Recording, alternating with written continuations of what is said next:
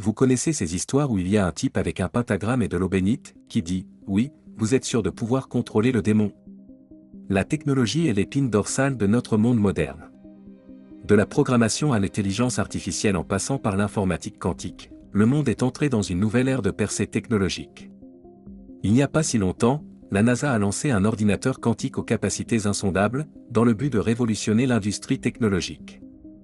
Cependant, l'agence vient de fermer l'ordinateur quantique à la suite d'un événement choquant et inattendu. Qu'est-il arrivé à l'ordinateur quantique de la NASA et que signifie ce nouveau développement pour l'industrie technologique et le monde en général? Rejoignez-nous dans cette vidéo pour découvrir comment la NASA a mis hors service l'ordinateur quantique à la suite d'un événement insensé.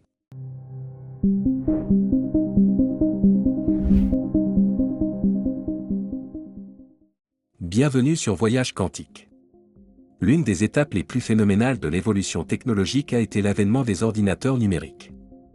Des premiers modèles comme l'ENIAC aux modèles ultérieurs, comme le Macintosh PC, chaque nouvelle génération d'ordinateurs a apporté une transformation correspondante et un coup de pouce à la technologie humaine et de communication de base. Avec l'arrivée de l'Internet, les technologies de l'information et de la communication, TIC, ont changé à l'échelle mondiale.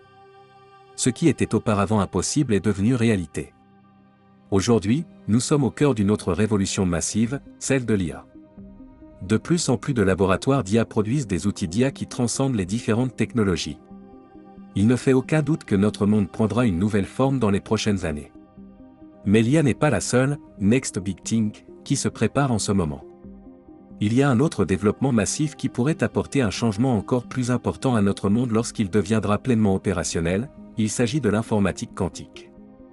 Imaginez un ordinateur ultime capable de calculer ou de résoudre des problèmes plus rapidement que vous ne pourriez jamais l'imaginer en tirant parti de la mécanique quantique. De tels ordinateurs seraient capables d'effectuer des calculs impossibles, de faire de folles prédictions pour l'avenir et de réaliser toutes sortes de choses étonnantes. À l'heure actuelle, il existe de nombreux ordinateurs quantiques dans les universités et plusieurs laboratoires technologiques à travers le monde. Toutefois, il s'agit de versions miniatures. Selon Michio Kaku, physicien et auteur de renom, toutes les grandes entreprises technologiques sont actuellement engagées dans une course au perfectionnement de l'informatique quantique. Si cela peut sembler intéressant, il y a en réalité un côté effrayant à cela. En effet, un ordinateur quantique vraiment avancé serait capable de déchiffrer n'importe quel code numérique. Cela signifie qu'il serait capable de pirater n'importe quel système, de contourner n'importe quel mot de passe ou de faire n'importe quoi d'autre, tant qu'il est basé sur la technologie numérique, il serait la machine de piratage parfaite. Imaginez maintenant ce qui se passerait si une telle puissance tombait entre de mauvaises mains. C'est l'une des raisons pour lesquelles l'investisseur technologique milliardaire Elon Musk a critiqué et mis en garde les entreprises technologiques telles que Google contre leur enthousiasme excessif à l'égard de l'IA et de l'informatique quantique. En outre, le FBI, la CIA et d'autres agences gouvernementales de premier plan dans le monde suivent de près toute nouvelle ou percée dans le domaine de l'informatique quantique. Une fois que l'ordinateur quantique ultime sera né, personne ne sera à l'abri. Si l'on ajoute à cela la crainte déjà grandissante d'une prise de contrôle par l'IA, on comprend que l'avenir de l'humanité est très incertain. Mais cela ne change rien au fait qu'il y a aussi beaucoup d'avantages. Les ordinateurs quantiques représentent la prochaine génération d'ordinateurs, il est donc tout à fait naturel qu'ils deviennent une réalité. Si vous vous demandez comment fonctionnent les ordinateurs quantiques et ce qui les rend si spéciaux, voici l'essentiel.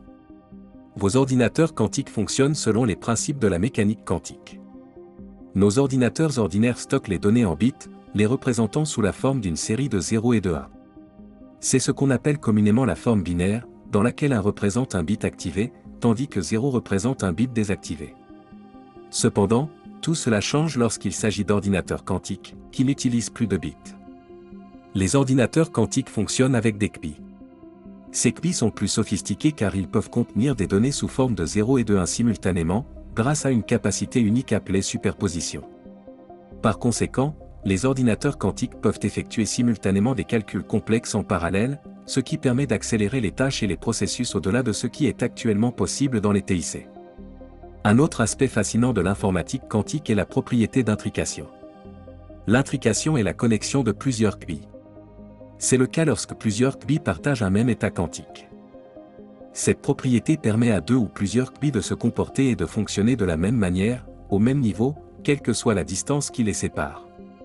À ce stade, deux systèmes quantiques ou plus peuvent être si fortement corrélés que toute nouvelle donnée ou information concernant l'un est automatiquement mise à jour pour l'autre, quelle que soit la distance qui les sépare.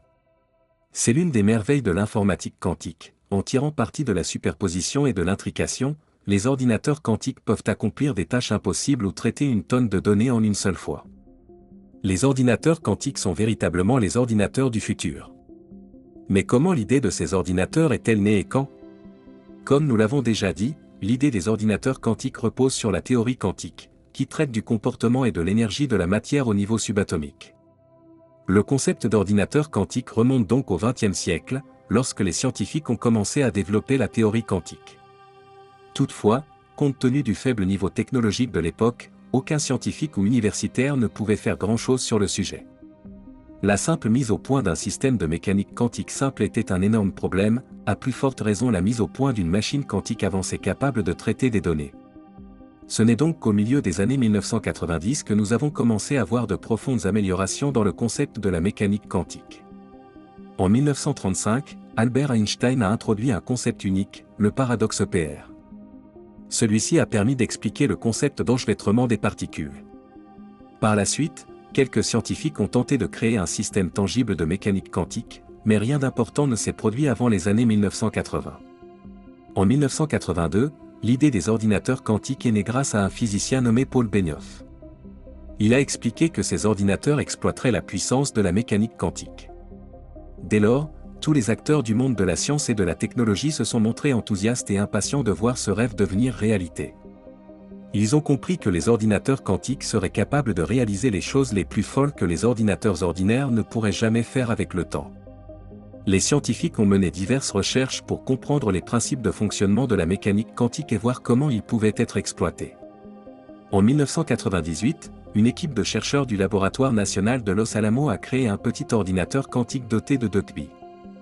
Leur invention a été réalisée à l'aide de techniques de résonance magnétique nucléaire, mais elle était très limitée par rapport à ce que l'on pourrait attendre d'un ordinateur quantique idéal. Il s'agit néanmoins d'une étape remarquable pour la communauté scientifique. Au début des années 2000, de nombreuses entreprises technologiques et groupes de recherche ont commencé à travailler sur leurs propres ordinateurs quantiques grâce à l'amélioration de l'Internet et d'autres aspects de la technologie. Il n'a pas fallu attendre longtemps pour que des percées significatives soient réalisées en 2001 par International Business Machine. Corporation IBM a inventé le qubit IBM. Il s'agissait d'un ordinateur quantique à 7 qubits capable de résoudre certains problèmes et calculs insolubles à l'époque, en 2005. Une équipe de chercheurs de l'Université d'Innsbruck et du National Institute of Standard and Technology a construit un ordinateur quantique fonctionnel à 5 qubits. En 2007, une autre étape phénoménale a été franchie lorsque des chercheurs de l'Université de Yale ont créé des qubits stables à l'aide de systèmes à l'état solide. En 2010, l'Université chinoise des sciences et technologies est parvenue à un concept appelé téléportation quantique. En d'autres termes, ils ont réussi à téléporter des informations d'un qubit quantique à un autre situé à des kilomètres de distance. Quoi qu'il en soit, vous conviendrez que cette réalisation est tout à fait fascinante, mais l'étape la plus remarquable et la plus monumentale dans l'évolution de l'informatique quantique a été franchie en 2013, lorsque Google s'est associé à la NASA pour créer quelque chose de révolutionnaire, l'onde. L'onde est une invention révolutionnaire.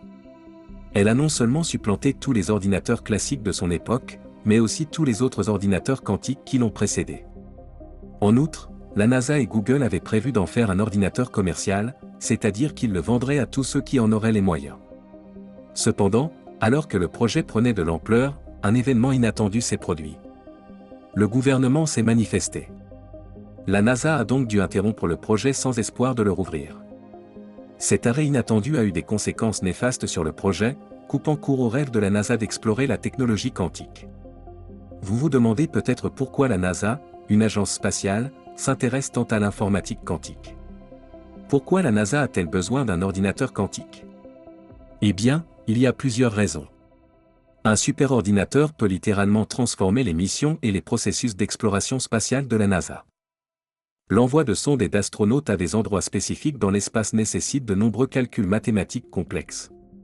En fait, avant que la NASA ne puisse envoyer les premiers hommes sur la Lune dans le cadre de la mission Apollo, une mathématicienne de la NASA nommée Katherine Johnson a dû inventer un nouveau type de mathématiques.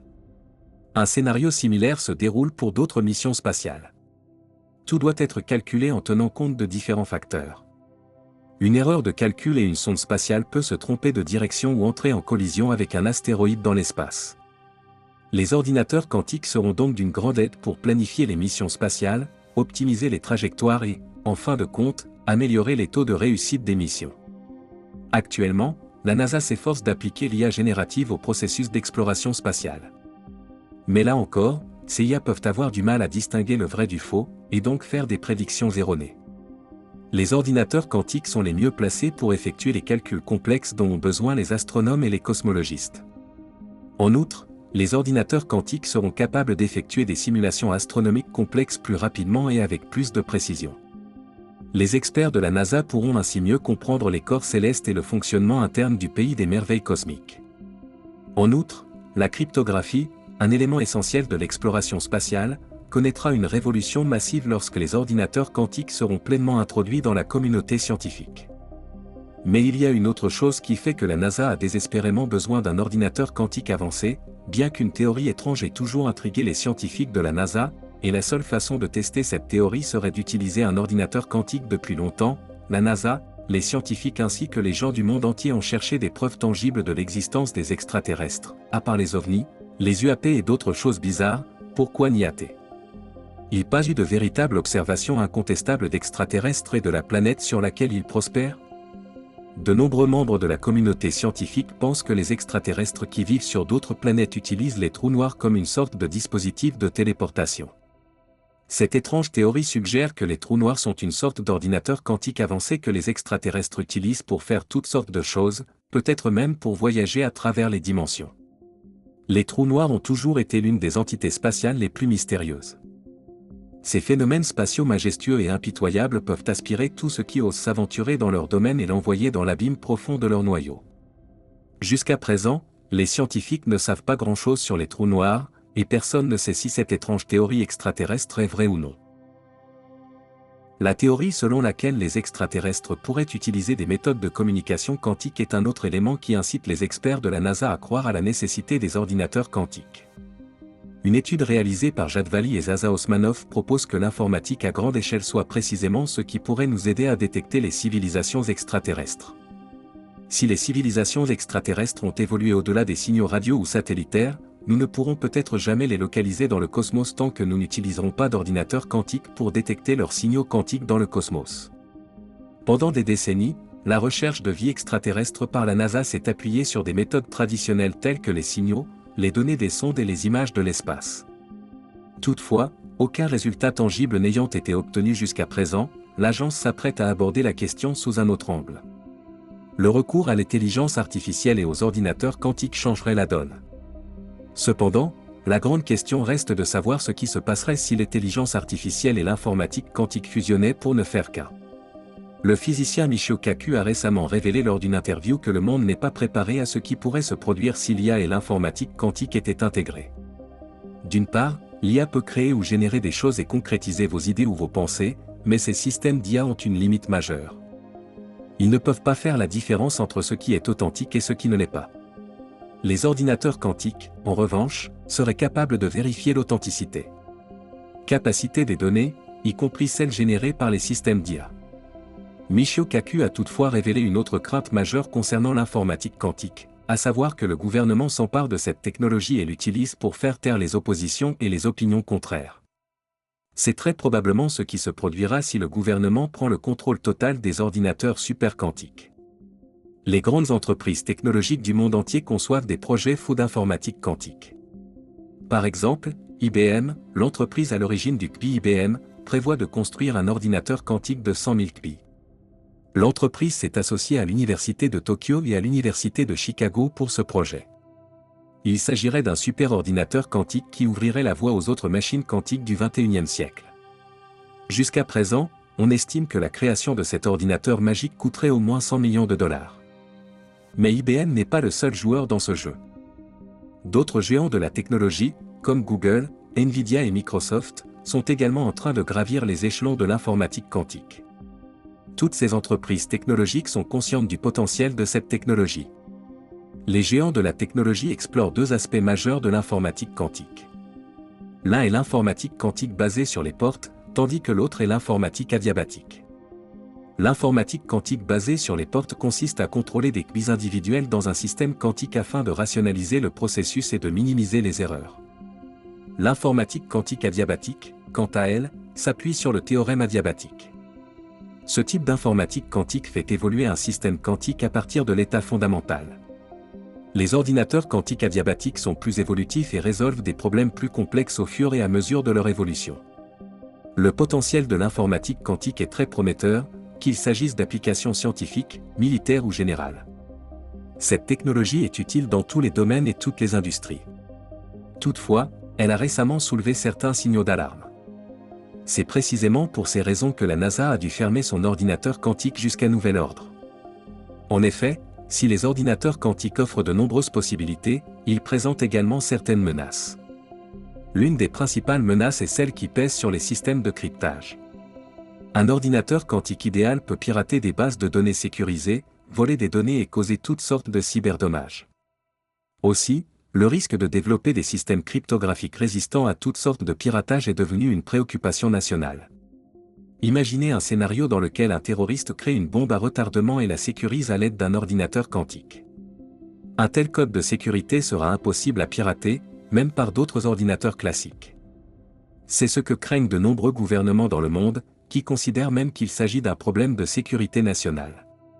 Ce scénario est appelé « cryptographie post-quantique ». C'est très probablement la raison pour laquelle le gouvernement a demandé à la NASA de mettre fin à son projet quantique. Vous vous demandez peut-être pourquoi la NASA n'a pas fermé tous les ordinateurs quantiques du monde et tous ceux qui sont en train de les développer. C'est parce que si quelqu'un peut créer le prochain superordinateur capable de libérer toute la puissance de l'informatique quantique, c'est bien la NASA. L'agence a depuis longtemps l'habitude de réaliser des prouesses technologiques insensées et impressionnantes. Prenons l'exemple du télescope spatial James Webb. Ce simple instrument scientifique a apporté un nouveau souffle au monde de l'astronomie. Grâce au James Webb, les scientifiques sont en mesure de voir l'univers avec une nouvelle lentille, de scruter le cosmos plus profondément que jamais et de prendre les clichés les plus clairs des innombrables merveilles cosmiques de l'espace. Les images du télescope James Webb ont enthousiasmé aussi bien les scientifiques que le grand public, et tous ont pu constater à quel point ce télescope est un outil technologique phénoménal. De nombreux experts craignent que la NASA ne reproduise ce qu'elle a fait avec le James Webb dans le domaine de l'informatique quantique. L'agence travaille constamment à la création de nouvelles technologies qui permettraient d'améliorer et d'accélérer l'étude du cosmos, et elle pourrait bien mettre au point la prochaine grande innovation dans le domaine de l'informatique quantique. Comme nous l'avons déjà mentionné, les ordinateurs quantiques peuvent jouer un rôle important dans l'exploration spatiale. La NASA en est consciente et c'est pourquoi elle s'est beaucoup investie dans son laboratoire d'intelligence artificielle quantique. Je suis sûr que vous avez déjà entendu parler des laboratoires d'intelligence artificielle. Ce laboratoire de la NASA tente d'exploiter la puissance de l'informatique quantique et de l'intelligence artificielle. Le laboratoire d'intelligence artificielle quantique, également appelé CAI, est le fruit d'une collaboration entre la NASA Google et la Space Research Association de l'université. Actuellement, la CAI est hébergée au centre de recherche Anne de la NASA en Californie. Bien que la NASA n'ait jamais donné de détails sur le coût de la construction de ce laboratoire quantique, les experts estiment qu'il a probablement coûté des centaines de millions de dollars. En effet, la construction d'un simple ordinateur quantique peut coûter à elle seule des dizaines de millions de dollars. La CAI est le même laboratoire qui a conduit à la création de l'ordinateur quantique D-Wave de la NASA. Ce superordinateur, qui a coûté la bagatelle de 15 millions de dollars, est toujours l'un des meilleurs ordinateurs quantiques à ce jour. L'analyse des performances de l'onde D par rapport à celle d'un ordinateur classique moderne a montré que l'onde D était capable de résoudre des problèmes 7 fois plus rapidement. En bref, un ordinateur classique aurait besoin de plus de 10 barils à 7 cœurs pour atteindre la vitesse et l'efficacité parallèle de la supermachine D-Wave de Google et de la NASA. Dans l'ensemble, le partenariat entre la NASA et Google sur ce projet est très intelligent et productif. Google est l'un des principaux géants de la technologie dans le monde d'aujourd'hui, et il fait partie du trio de tête en matière d'innovation technologique. Par exemple, en 2019, l'entreprise a annoncé qu'elle avait atteint la suprématie quantique. Elle y est parvenue en utilisant un processeur Sycamore doté de 70 qubits. La suprématie quantique est une étape très importante pour l'informatique quantique. En fait, c'est tellement énorme que certains experts ont contesté Google lorsqu'elle a fait ses premières déclarations. La NASA a pu tirer parti de l'expertise de Google en matière de matériel et d'algorithmes quantiques, ainsi que d'intelligence artificielle. Le Quantum AI Lab est encore un bébé par rapport à son potentiel. Grâce à la collaboration de ces deux entreprises, une percée révolutionnaire ne devrait pas tarder à se produire. C'est pourquoi des experts en technologie comme Elon Musk s'inquiètent pour la sécurité de l'humanité et appellent à une réglementation stricte de ces technologies. Il suffit d'imaginer le piratage d'informations sensibles, les cyberattaques et toutes sortes de crimes numériques qui pourraient se produire si le plus grand ordinateur quantique du monde tombait entre de mauvaises mains. D'ores et déjà, nous constatons que ces problèmes s'aggravent au fur et à mesure de l'évolution de l'IA. Les choses pourraient s'aggraver si l'informatique quantique venait s'y ajouter. L'informatique quantique est une révolution dans le domaine du matériel informatique, tandis que l'IA est une révolution dans le domaine des logiciels. La fusion des deux, sans aucune forme de contrôle, pourrait créer quelque chose de terrifiant. Une IA alimentée par l'informatique quantique pourrait finir par créer le premier Terminator IA du monde. C'est ce que craignent de nombreux experts. Mais est-ce vraiment possible? L'informatique quantique peut-elle vraiment condamner l'humanité, ou sera-t-elle plutôt ce qui nous mettra sur le piédestal des percées technologiques impossibles? Merci d'avoir regardé un autre épisode de Voyage Quantique. Pendant que vous êtes encore ici, assurez-vous de cliquer sur la vidéo sur votre écran pour d'autres vidéos époustouflantes sur l'espace.